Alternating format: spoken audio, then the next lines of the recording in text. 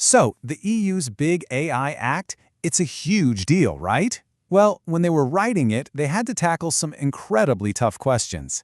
Today, we're going to pull back the curtain on the story behind just one of them, a single critical clause that pretty much tells you everything you need to know about how the high-stakes world of tech regulation really works. So here's how we're going to break it down. We're going to trace the journey of this emergency clause through 5 key stages. We'll start with the problem it's trying to solve, then look at the very first draft. After that, we'll get into the legislative tug-of-war that followed, see the final compromise they landed on, and wrap up with why this whole story matters so much. Okay, let's get into it. All right, first up, the AI emergency exception. This is all about laying the groundwork for decisions where, and I mean this, lives could literally be on the line. Okay, so picture this for a second. A brand new, super contagious virus pops up. At the same time, a brilliant new AI tool gets developed that can diagnose it in seconds, potentially saving tons of lives. Here's the catch. It hasn't finished the months, maybe even years, of official safety approvals. So what do? Do you wait and risk lives, or do you deploy it now and risk some kind of unforeseen catastrophic error? This is the core dilemma right here, a head-on collision between speed and safety. So the fancy legal answer to that problem is a derogation. But what does that really mean? Think of it like an emergency pass. It's a temporary, totally official green light to use a high-risk AI system before it has the final stamp of approval. But, and this is key, it's only for truly exceptional situations. This isn't some sneaky loophole, it's a carefully designed emergency valve. So that brings us to how this idea was first put down on paper. Let's jump back to the initial proposal from 2021. This was the European Commission's opening move, and back then, this whole clause was called Article 47. And this wasn't a quick process, not at all. You can see here the journey for just this one article stretched out over years. It kicked off with the Commission's proposal in 2021, got debated and tweaked by the EU Council in 2022, and only reached a final compromise in 2024. This timeline basically maps out the battleground where this law was hammered out.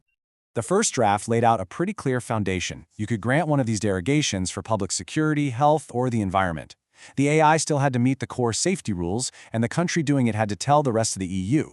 But here's the kicker, the part you really need to pay attention to. That last point, the objection mechanism. This gave other EU countries 15 days to object, creating a system of checks and balances, and this one mechanism, it would become the heart of the entire debate. And that brings us to the legislative tug-of-war. This is where the 2 major lawmaking bodies in the EU, the Parliament and the Council, went head-to-head. They had completely different ideas about how this emergency clause should work. So what was the big fight all about?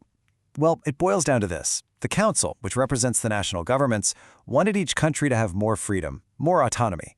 So in 2022, they straight up removed the objection mechanism. Their argument was that each country should get the final say.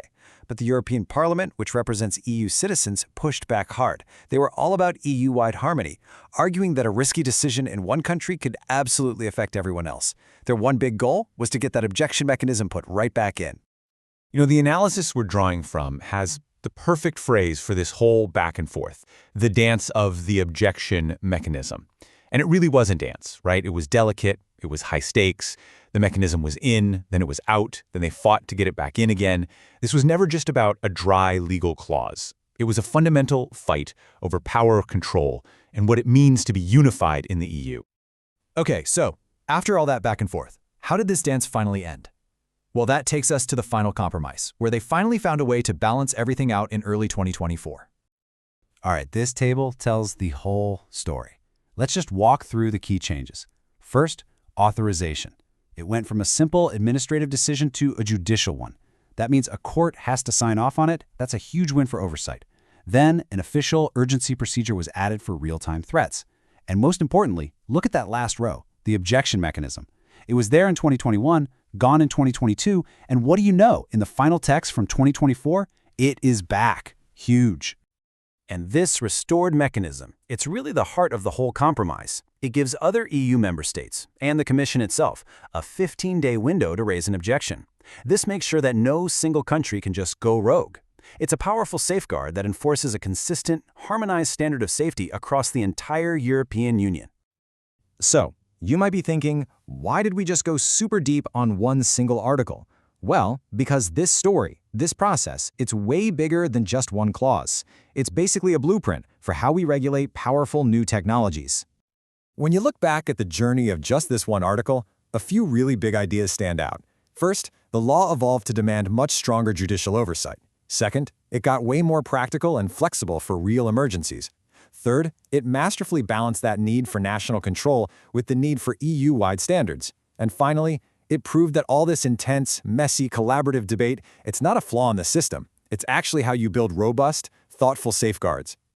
At the end of the day, this was never just about a rule for emergency AI. It was a perfect snapshot, a microcosm really, of the massive challenge we face governing technology in the 21st century.